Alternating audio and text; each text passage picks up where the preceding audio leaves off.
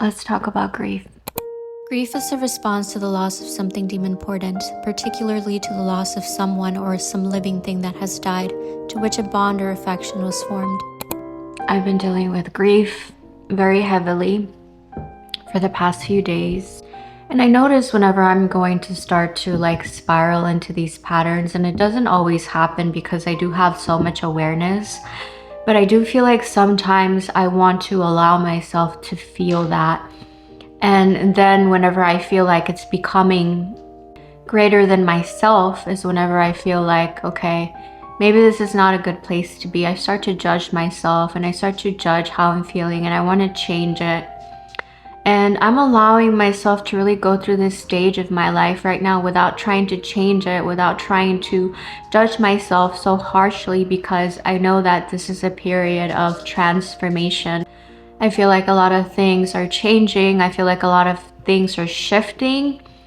And I feel Saturn so heavily right now in my 4th house because Saturn is transiting my 4th house. I am a Scorpio ascendant. And I feel like one of the hardest times of my life was going through my Saturn Mahadasha, which is a certain period where Saturn is ruling for 19 years. And I think that that was the time of my life where I learned a lot of really, really hard lessons.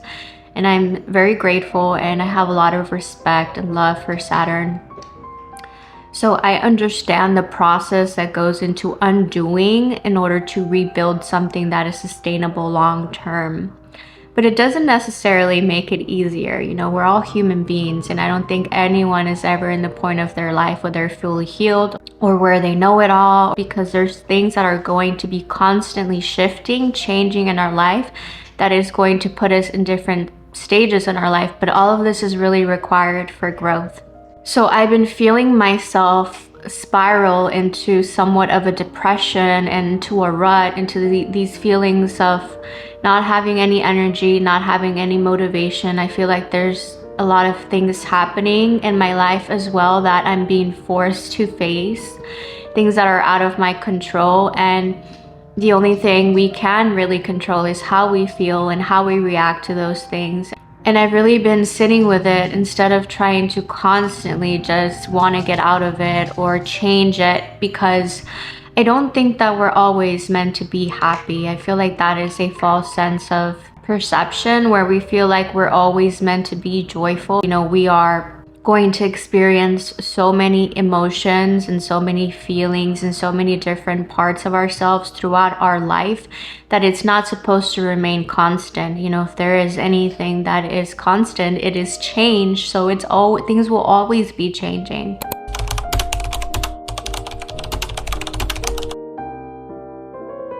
Nature is a beautiful example of change. Just as the tree releases its leaves during the winter and makes way for new growth, we must too learn how to let go of what no longer is serving us. And this process of shedding and transforming into the new self is a conscious one, which deeply involves self-reflection and introspection. When we allow ourselves to fully experience our difficult feelings, we can see the purpose they serve and grow from these challenging times. So I really want to honor the moments of feeling like existential dread and doom. Even though sometimes I feel like it doesn't serve me, I do know that in the end, everything does serve a purpose and everything is happening for a reason. So even if I don't feel like I am in the best place of my life currently, I know that this is what is meant for me. And if this is what is meant for me, then this is where I want to be. I don't want to change it until it is time to get out of it. And I think I know when that'll happen. I think that things slowly and naturally start to move as they should. So right now I'm just feeling a lot of grief, feeling so much grief. And I think that whenever I feel grief, for me, it like brings about all of the endings that I've had in my life. So it's like, I go back and it's very healing. Like there's different parts of my life that I feel that I am healing while I am grieving.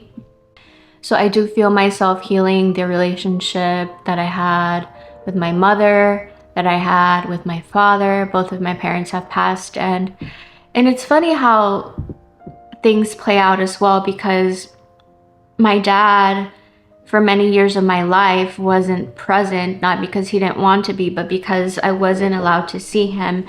So what I've been dealing with lately has also been a lot of anger towards my mother because of the many years that I wasn't allowed to see him.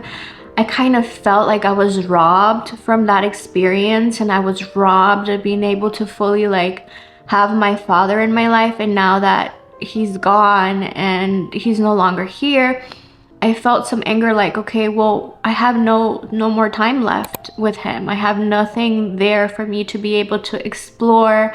And there's this like inner child that is very angry at that. So I've been like really sitting with those emotions and knowing that they are valid. But the relationship with my parents that I am healing is still one that is very present, you know, because even though they're not here in the physical, I'm still very well connected to them. And I mentioned this in a previous video that, you know, energy cannot be created nor destroyed. It just changes form. It just changes.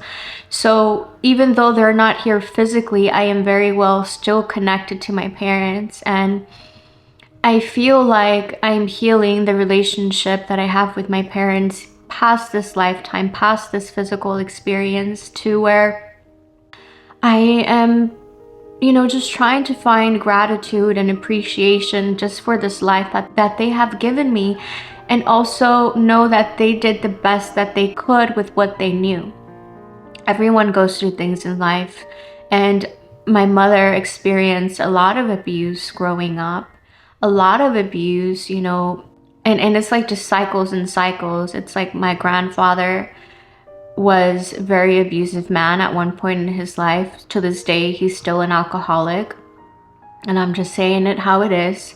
And he caused a lot of trauma to everyone around him, including my grandmother, who's now in her 80s and is suffering from dementia, and is having a lot of issues with, you know, all of her traumas coming to the surface. And now my grandfather is in a place where he really doesn't want to deal with that. But in a sense, he's being forced to witness that, and he's being forced to take care of her because, you know, a lot of that she's going through had to do with a lot of things that he did. You know, he had 2 children out of marriage with another woman and very physically abusive. So, you know, there's like these cycles and these stories that are just like handed down from one generation to the next. And if no one becomes aware and no one is doing the inner work, I feel like we are unconsciously just continuing to pass these things down. And I refuse.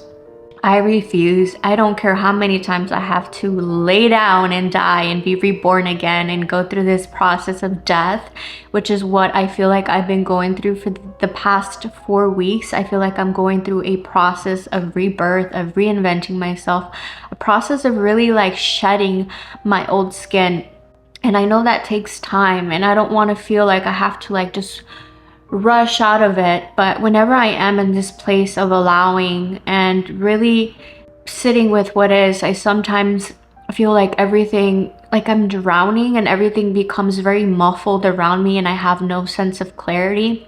But it is whenever I start to introduce gratitude and I remember that life is a gift, and I remember that I'm here, and I really remember what is important in life, that I'm able to finally come up for air and breathe and kind of remember that everything is always working out for me. And that is something that I am certain of, and that's something that has been confirmed throughout life for me, and I think for everyone else too, because if you are currently here and if you're still, you know, present, and you are able to really just listen and see and hear, and you're able to have mobility in your body, I think that that in itself is a blessing. And we can think back of all of the times that things have worked out for us, and even the things that might have seemed like they're not working out or they're not going our way. It's really our attachment to it that brings about suffering. It's like we want to control something, we want it to go a certain way, and when it doesn't, we become disappointed. We start to feel suffering. Denying our desires is denying our humanity. Because desire is always going to continuously be something that you have in your life. We're going to desire things, we're going to want things until the day that we die. Desire was really the whole concept of humanity. If someone didn't desire something, then a human wouldn't have been born. So you are here because of desire. So trying to really run away from that doesn't make sense to me.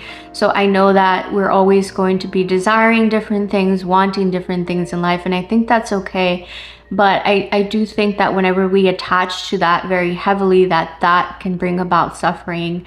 So I try to keep an open mind and know that if things are shifting and things are changing and things are not really going my way currently, then it must be because there's something better for me. It must be because there is something greater that I need to experience, something that is going to help me evolve and continue to grow into the woman, into the human being that I am supposed to become. So at the end of the day, I am welcoming, even when there is a resistance, because I feel resistance all of the time. And I've been in resistance for these past few days. And I've been feeling like a child, just kicking and screaming and just feeling like I want that support, like I want that parental nourishment. So I have to remember to give it to myself.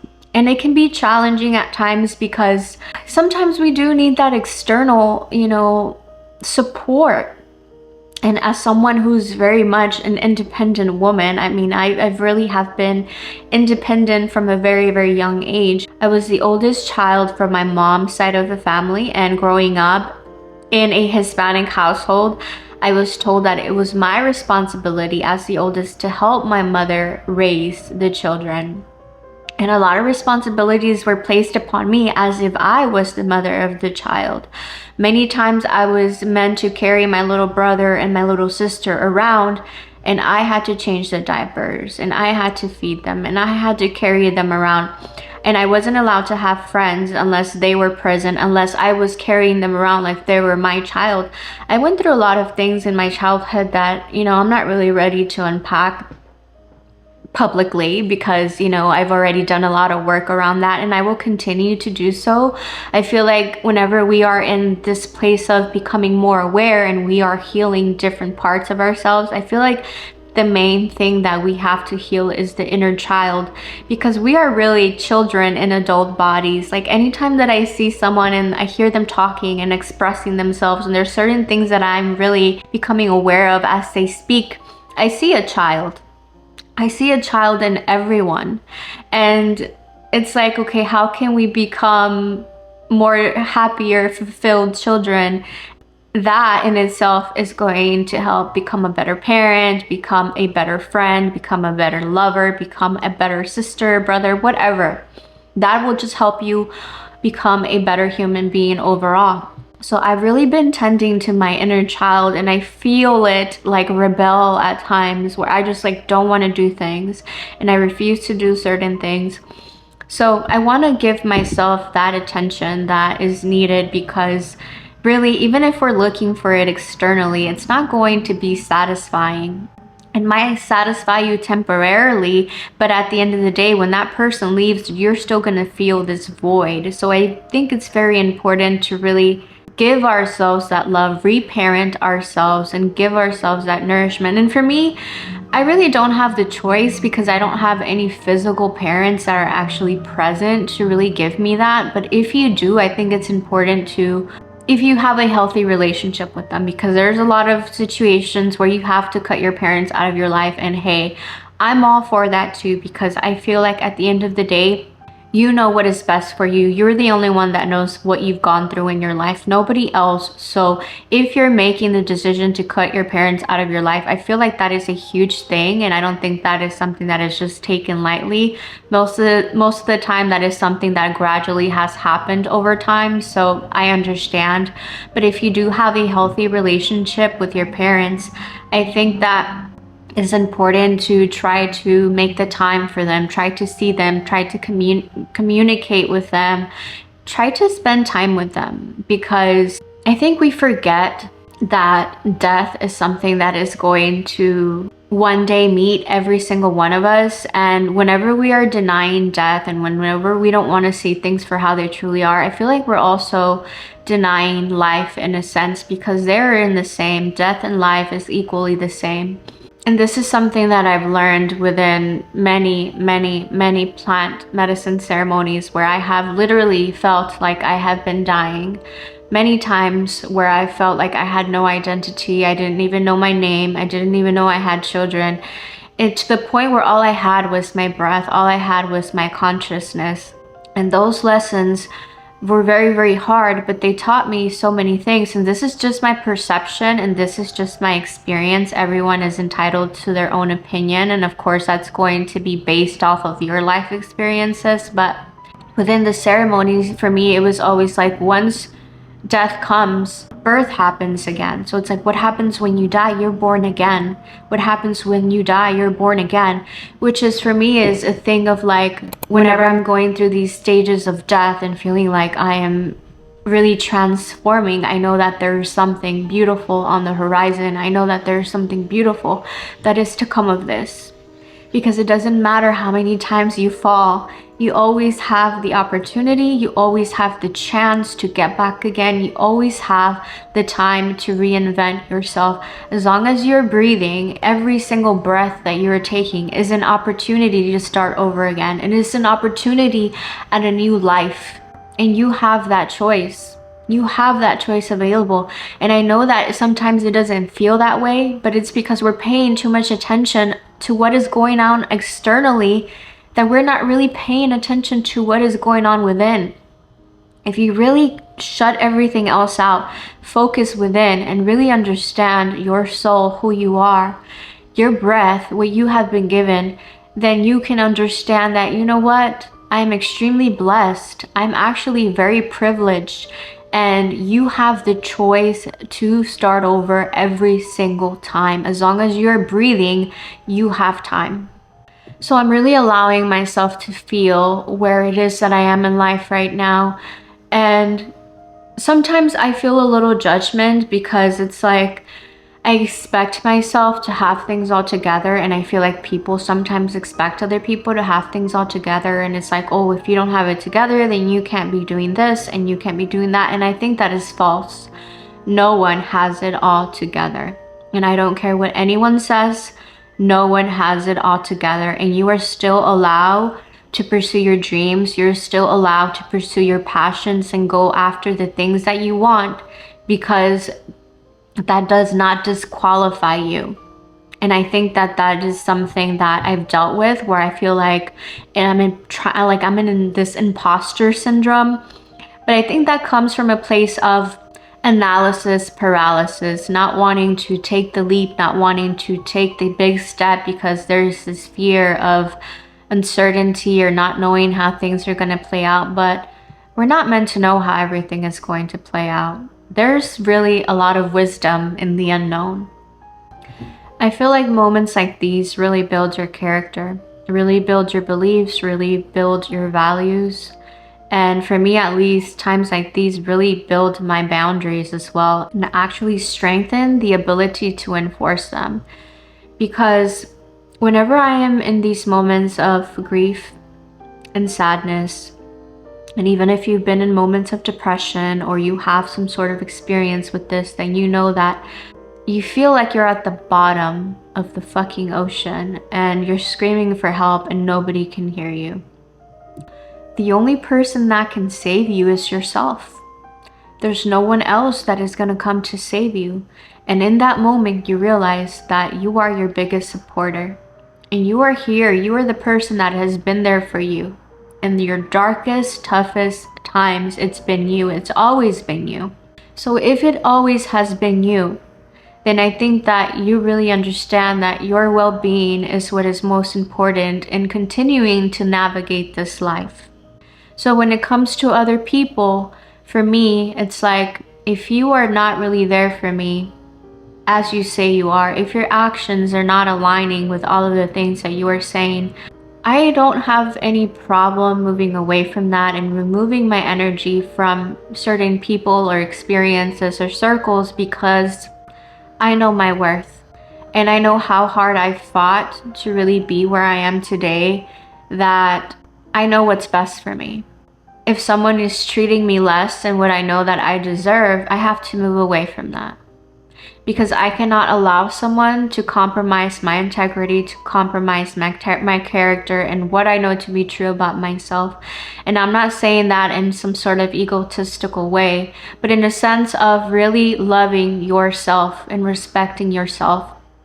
People that have a hard time really enforcing boundaries and really respecting themselves and have no boundaries whatsoever and are just going with the flow 24/7, being extremely free, I feel like this lack of discipline is really going to hurt you in the end, because it's going to allow for a lot of people to come in and take advantage of you. And sometimes these people find themselves in these cycles over and over of people that take advantage of them, and they don't know what they're doing wrong. And they get into the cycle of people pleasing. But I think it's very important to be disciplined with your boundaries, be disciplined with what it is that you believe, with your values, and not be afraid to express that, not be afraid to take up the space and say what it is that you need when you need it. And if someone is not, you know, reciprocating, and I know sometimes it can really go both ways, and for reciprocation, I don't feel that you're getting back exactly what you are putting out.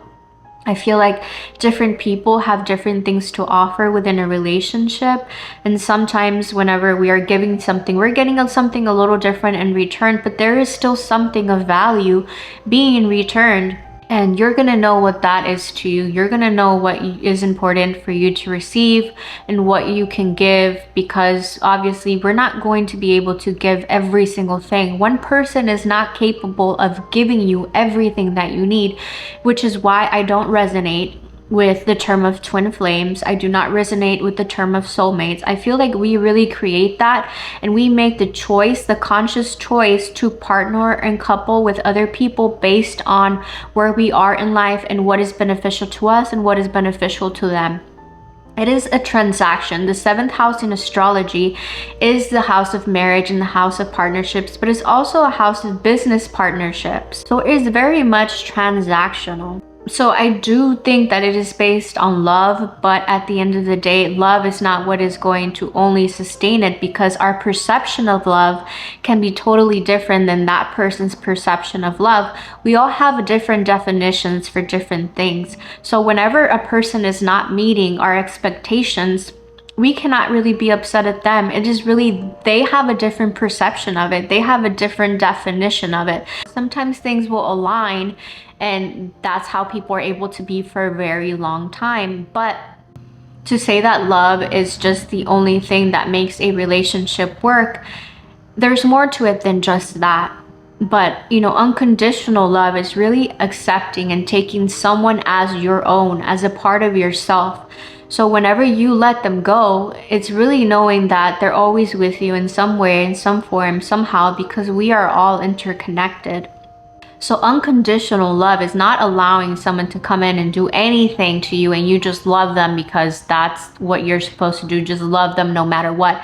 Unconditional love is not loving someone no matter what. No, that is not having boundaries. Unconditional love is just really seeing them for who they are as a human being, just as you are, and understanding that they are doing the best they can as far as their perception, as far as what they know.